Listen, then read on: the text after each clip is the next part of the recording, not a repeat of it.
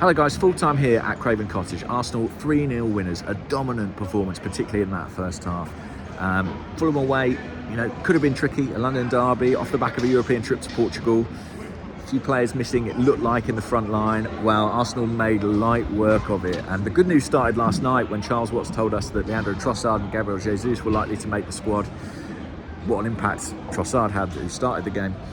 And it continued today with just a brilliant performance from the whole team. I thought Arsenal was scintillating in that first 45 minutes. I think people will say, well, Fulham didn't have João Palhinha, and that's true. I think their midfield was a lot more porous, a lot more went through it than perhaps you might expect ordinarily. But they just couldn't live with Arsenal. The one-touch, two-touch football was brilliant. My seat was right here, and the right-hand side of the pitch, Arsenal were attacking that way. So I had Ben White, Bukayo Saka, Martin Odegaard, Thomas Partey. Some of the football they played was just brilliant, and Arsenal scored 3 goals in that half. They might have scored 5, they might have scored 6. One was disallowed for offside, of course. They had other opportunities. I mean, the second goal will live long in the memory. A brilliant move, end to end. Again, this right-hand side of the pitch, just keeping it, refusing to panic, showing composure, sticking to their principles time after time. It's so impressive. It's so impressive. It seems like we've come a long way since the days of panicking when our players would try to play it out from the back. And so composed, so deliberate, drew Fulham onto them. Saliba with a left foot crossfield pass out to the far side. We go up the other end and Martinelli nods it in. Brilliantly worked. As I say, Trossard was excellent. Started at centre forward. What a signing he's been. 3 assists. Involved in everything. His one-touch game, his intelligence, his positioning, his understanding tactically of what is a very complex role is really excellent. And in terms of his impact, you cannot fault it as a deal. He's been superb. But they were all great in the first half. Fulham didn't get near Thomas Partey and Martin Odegaard. We were completely controlling midfield. Granit Xhaka missed a brilliant chance, which would have been another beautiful goal. Gabriel got his goal from a corner, and I thought was very competitive with Mitrovic at the back. Mitrovic handled very well by Saliba and Gabriel for the most part.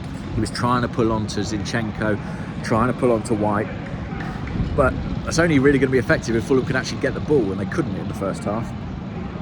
I thought that Ramsdale was very proactive from his goal line on set pieces, which he needs to be against Fulham, who are very dangerous. I think it's them and Brentford are pretty much the best in the league. Front to back, we were good. Second half, they came back into it, had more shots, and they had to make a show of it for their home fans. And Arsenal, I think Arteta was a bit frustrated, actually. I think he wanted them to keep the intensity up, but difficult. And it's a big week. 2 massive home games now, Sporting and then Crystal Palace at the weekend. But this is the perfect start. This is the perfect start. This is just what Arsenal would have wanted, just what they need. And and what about Gabriel Jesus coming on? What a moment that is as well. Cheered like a goal by the Arsenal fans. His first touch, huge cheers as well. And he looked sharp. Probably should have had a goal. He sort of picked up where he left off, looked really sharp, great link play, great pressing, finishing, could do better. But a huge lift to have him back. And I'm going to write about this, but I really think Arsenal have done superbly well to cope without him for this long. We haven't spoken, about it that much. And I think huge credit has to go to Arteta and the team for the way they've managed that situation. They've now got their main man back. Could he start Wednesday? Very possibly. Could he start Sunday? I don't know. Wouldn't be surprising if he started one of those games.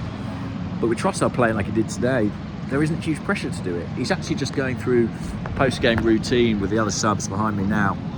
I don't know if you can see that. Yeah, they're just doing their sort of warm down. The unused subs are there, as well as the guys who came on. I mean, the likes of Vieira and Nelson created further opportunities. Could have been 4, 5 or 6 today. A really good day for Arsenal. Man City edged out Crystal Palace last night. Arsenal were more convincing in the way they won this game. And it's now 5 consecutive away derby wins without conceding a goal. Really good record, and a clean sheet valuable at this point in time, because Arsenal have looked a little bit dodgy defensively, and this puts that to bed a little bit. Well, we've got another London derby away before the end of the season, West Ham, so I'll take another clean sheet there and another win there, please.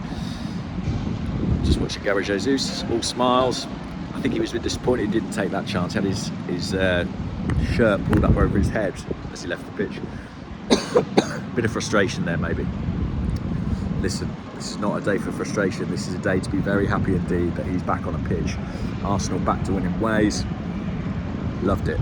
Sensational football. I remember Arsenal beat Fulham playing great football 2020 under Unai Emery, and the away fans sang, "We've got our Arsenal back."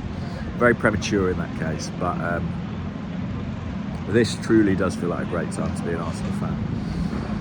Right, I'll leave it there. Better go and see what Mikel's got to say for himself. Bye-bye.